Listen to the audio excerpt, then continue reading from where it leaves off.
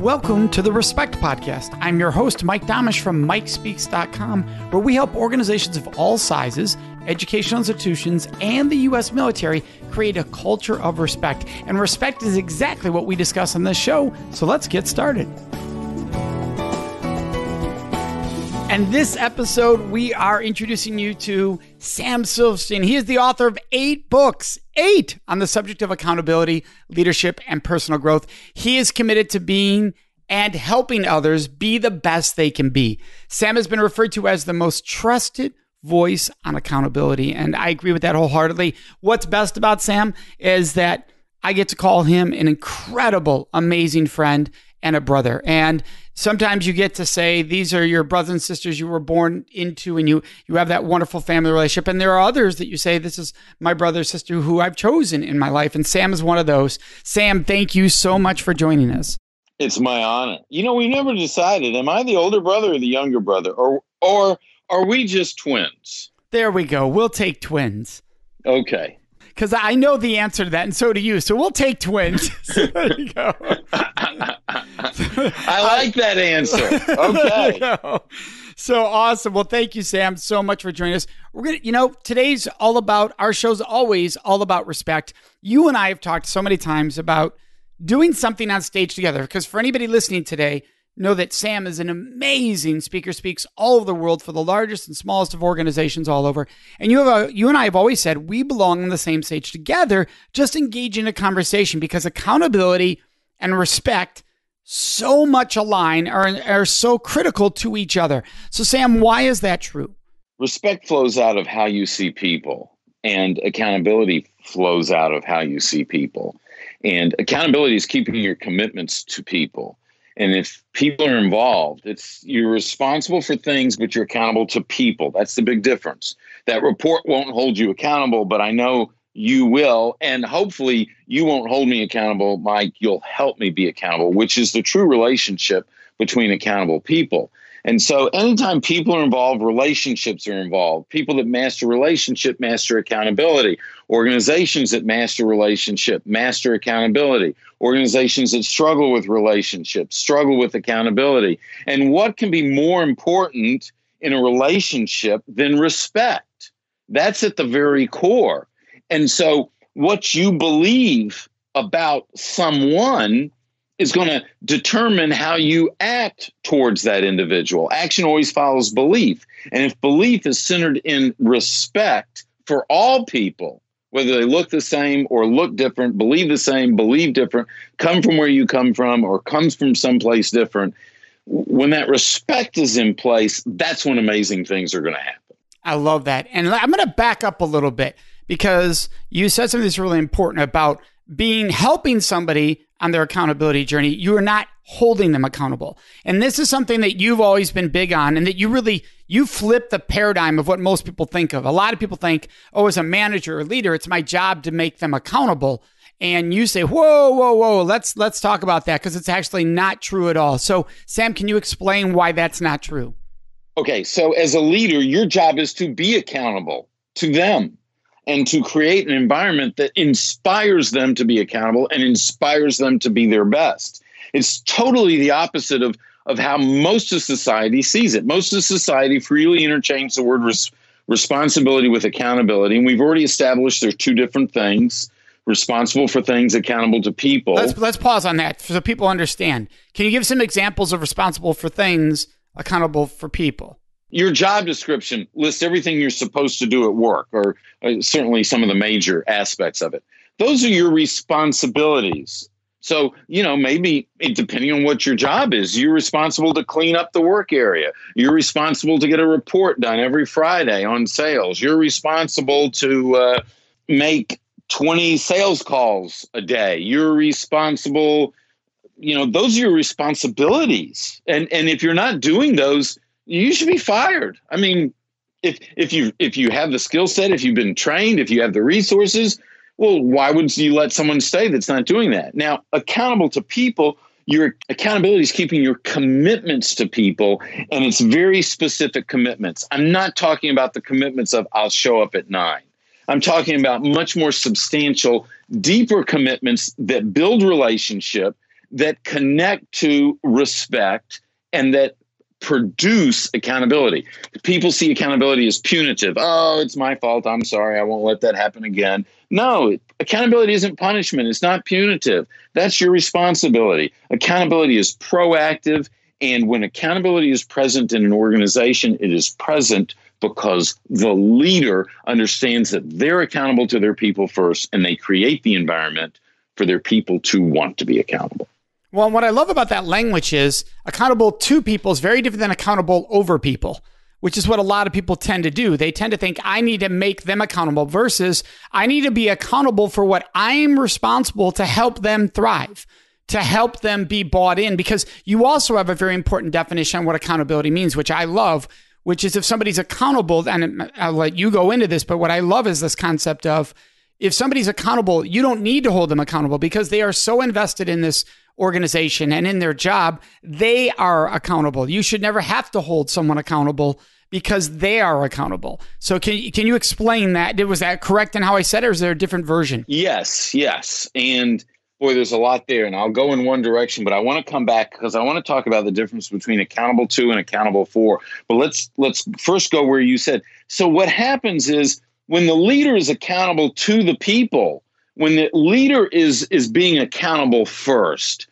then you create that environment where the employee says, if it's in a business, I would never want to let Sue down. I would never want to let Mary down. I would never want to let John down. And if you feel in your heart that you would never want to let someone down, well, then you're not going to. And guess what? You're going to be keeping your commitments back to them, and accountability is going to thrive.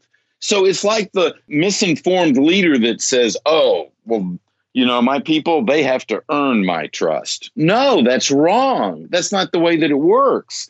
You have to earn their trust. And the way that happens is you have to trust them first. And so everything rises and falls on leadership. And accountability is the highest form of leadership because it's about the leader being accountable to the people first and creating this wonderful environment, we call that corporate culture, where the people are inspired to be their best and to choose to be accountable. And there are organizations where this happens. And in those organizations, not only is there incredibly high engagement and satisfaction, but the bottom line flourishes beyond what is ever imaginable in business. And I love that you brought that up because a lot of people think, well, to build that, you have to be willing to sacrifice the bottom line. And what you have found working with the clients that you help all over the world is it's the direct opposite. The ones that are doing this well are incredibly profitable, have incredibly successful track records of consistency financially. And I think that's interesting because people go, yeah, but look at this one company over here. They take all the shortcuts and they make all this money. Well, I've always believed in what a guest said recently. There are two ways to do things when it comes to make money. The wrong way, as far as ethically and morally, you can still make money doing that, and the right way. And so why not choose the right way? Well, exactly. I mean, you can be inefficient and make money. So why not be more efficient from a manufacturing standpoint? Well, it's the same way with the other aspects of business. And so what happens is this, I shared with you prior to this call, I shared with you a company I was just with 2 days ago, where in 2008, when half of the home builders in the United States went broke during the Great Recession. This company, like the year before and like the year after, their business went up 30%. Well, there's a reason why that happens, and it's not luck. And it's tied to accountability from leadership to their people, creating this environment because they spend as much time focused on building this environment where people want to be accountable, where people respect each other. They spend as much time on that as they do on how do you build a better house. Now, we got to back up. Because I told you I wanted to talk about accountable to and accountable for. Can we do that? Yeah, let's go there. Okay, so and this I think also helps because the significance for the leader comes out in this situation. A lot of times, if I'm in front of an audience, I'll ask them, "Who are you accountable to?" And they say, "Oh, well, I'm accountable to I'm accountable to my boss. They sign my check. I'm accountable. They might say I'm accountable to my peers in the organization. When I'm accountable to my parents, and there's all sorts of people that you're accountable to. And then I'll stop and I say, well, who are you accountable for? And there's always this silence and this seriousness that comes up, and they go, oh, wow, well, I'm accountable for my children. I'm accountable for the people that report to me. I'm accountable. And they list everyone in their life, personally, professionally, whatever, that they're accountable for. And so here's the difference. When you're accountable to, they're responsible for some aspect of your well-being, and they affect your life beyond a surface level. And so does your boss impact your life beyond a surface level? Sure. Do the people that report to you impact your life beyond? Sure. Do your parents as a young child? Sure. Now, accountable for is you're responsible for some aspect of their well-being. You impact their life beyond a surface level. And so I liken this to the difference between ownership and stewardship.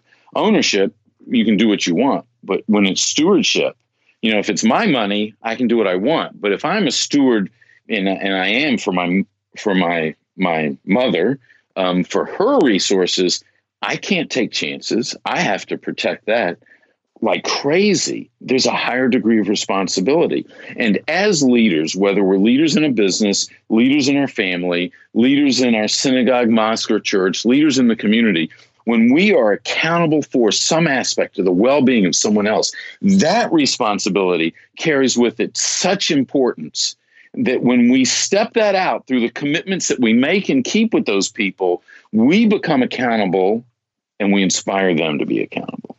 Ideally, we're accountable to and accountable for, right? It's not one or the other. Let's say that you're a parent or a leader in an organization. You're accountable to the people you lead, as you said, because you need to be role modeling, creating that, setting that atmosphere. You're also accountable for them because you're in charge of that division. If you're a parent, you're in charge, that's your family. So is it a yes and a yes, or is it no, it's always for and not to?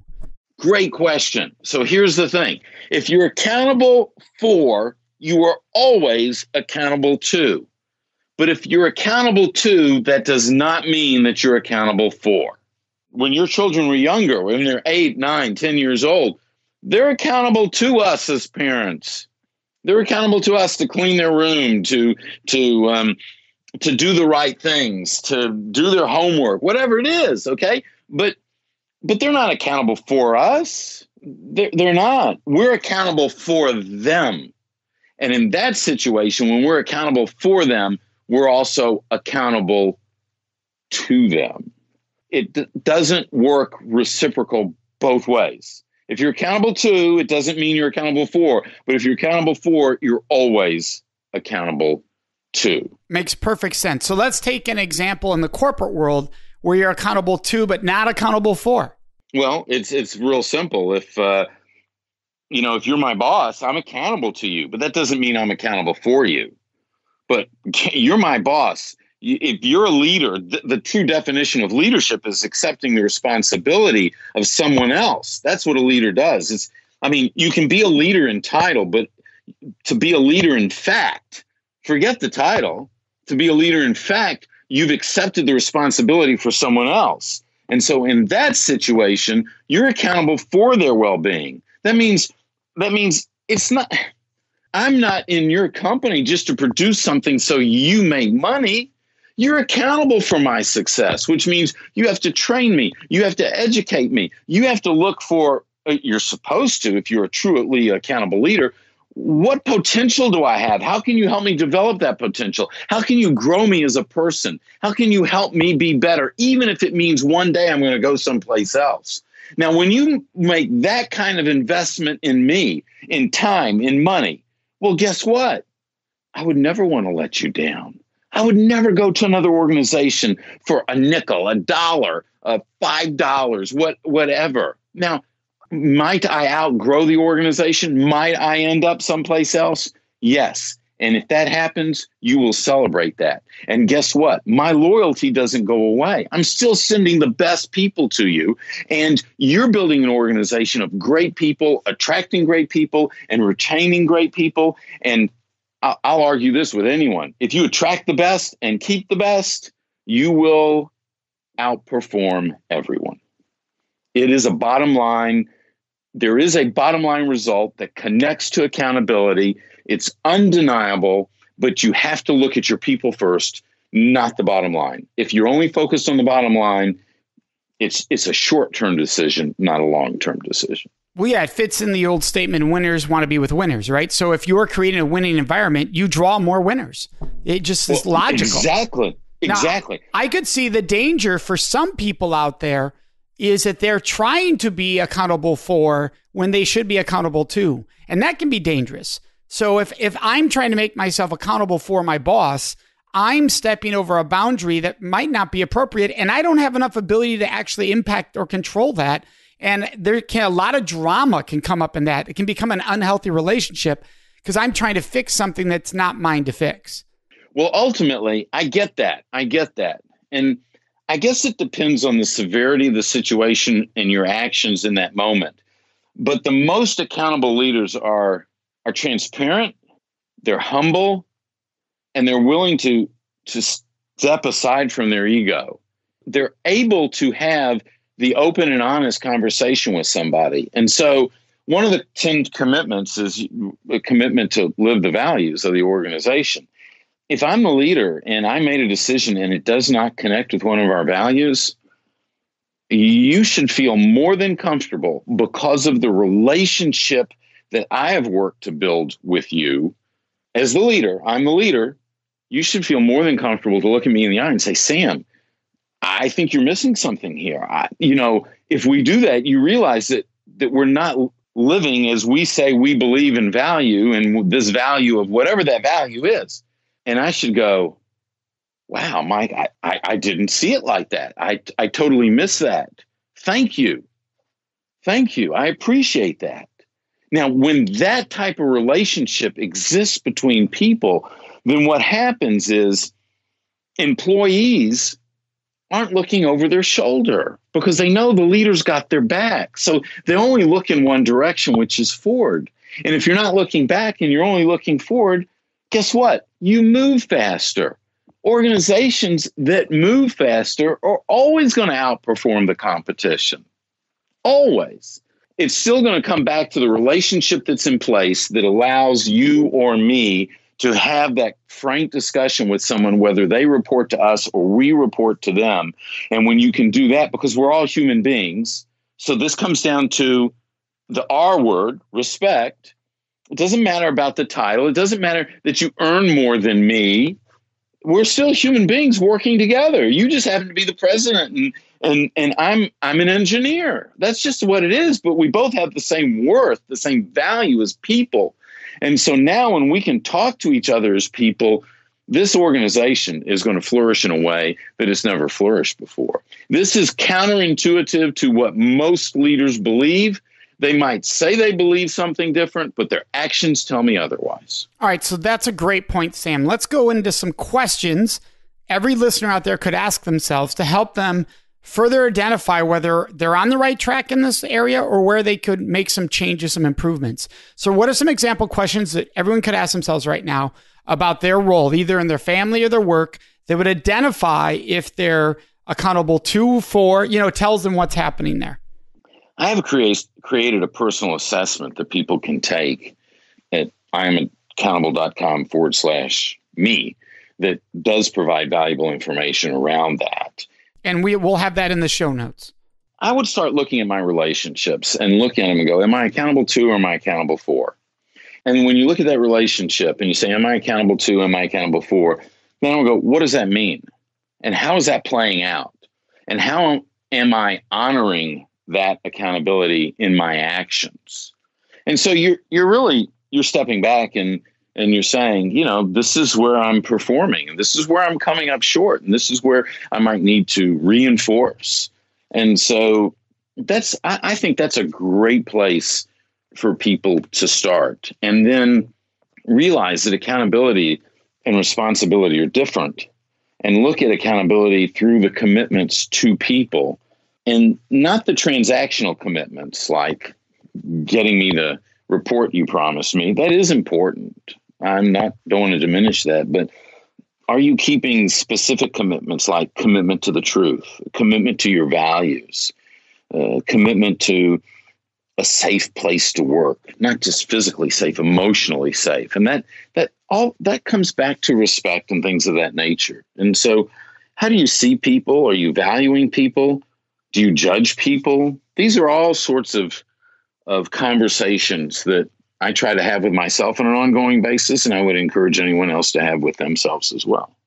Sam, where did this show up in your life? Where was there a moment where you had an aha takeaway for yourself to say, this is what accountability means to you? What was that moment that drove you to this path? Because you had a very successful corporate America career. You were running a large manufacturing company that was highly successful. Where along the path? Was it before that? Was it after that accountability struck you as an aha moment? I've made a lot of mistakes in business.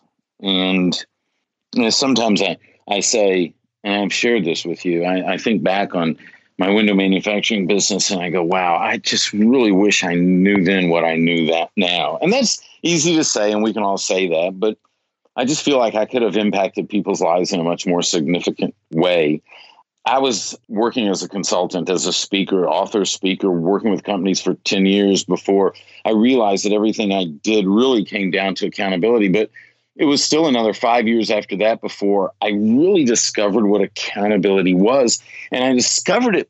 I had been saying the right words all along, but I truly did not understand them. And they were not truly in my heart until I came across a bank and did a case study on a bank and ultimately wrote a book about that bank where I saw it in action from the leader of the bank down. And I saw what it created in their culture. I saw what it created in their people. And I saw what it created on the bottom line and the impact financially they had on everyone that was associated with that bank.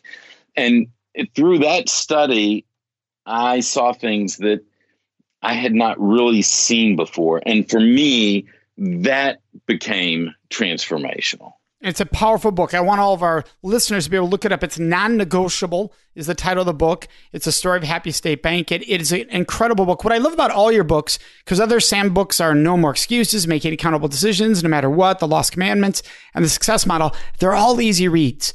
And I think that's so important for people because some people out there go, I'm not a big reader. But when you get a book that's an easy read, it just flies through and you can absorb it in a relatively short period of time too, because they are easy reads.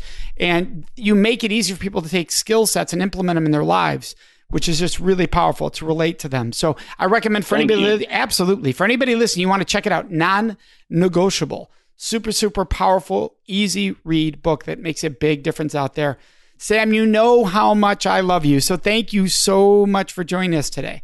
Well, Mike, you know how much I love you. And so thank you for the honor of sharing me with people that you value so greatly. That means a lot to me. And of course, anytime I can be of service for you and your friends and the people in your life, then all someone has to do is let me know. I love it. Sam's website, for everyone listening, you want to make sure you can find Sam. IamAccountable.com or SamSilverstein.com. He has a special link there, samsilverstein.com/me. So just so you're aware of that, that's also out there too. And we have all the other links, YouTube, LinkedIn, Instagram, all on the show notes. Listeners, you know what's next. It is Question of the Week. Before I answer this week's Question of the Week, I'd love to ask you a question. Would you please subscribe to this podcast, the Respect Podcast with Mike Domish? By subscribing, you can make a huge impact. Now, you might be wondering, Mike, how does my subscribing to your podcast make a huge impact? Well, here's how. For every person that subscribes, it raises the rankings of the show in the search engines. So for people who care about respect like yourself, when they're doing a search for podcast, they're more likely to find the show, thus providing an awesome opportunity for us to spread more respect around this world. And all you do is hit subscribe under your podcast. Plus, the second benefit is by subscribing, you automatically get every episode right into your phone or whatever device you are listening to the podcast on. It happens automatically. So subscribing also makes your life easier. Now, let's get into this week's Question of the Week. Oh, and By the way, you can always ask your questions of the week by joining us on Facebook in our discussion group. It's called the Respect Podcast Discussion Group. Go there on Facebook and ask whatever questions you would like me to answer and or address in this segment of the show. And then listen to each episode to find out when your question is included. Today's question is, Mike, what about when companies have core values that they don't actually live by? Well, let's dive right into this one because this one is incredibly common. I was just talking with a friend recently that said, hey, I was talking to our leadership and I said, look, this one core value you have in here, we clearly don't live by it because of some things that we do and practices we have in this business. Why don't you actually just take the core value out of our core values? And so we were having this conversation. So I was talking to another friend of mine who is the foremost expert in the world on accountability. And he said, yeah, Mike, because, and that's Sam Silverstein. So if you want to look up Sam, Sam's an amazing, genius, brilliant person.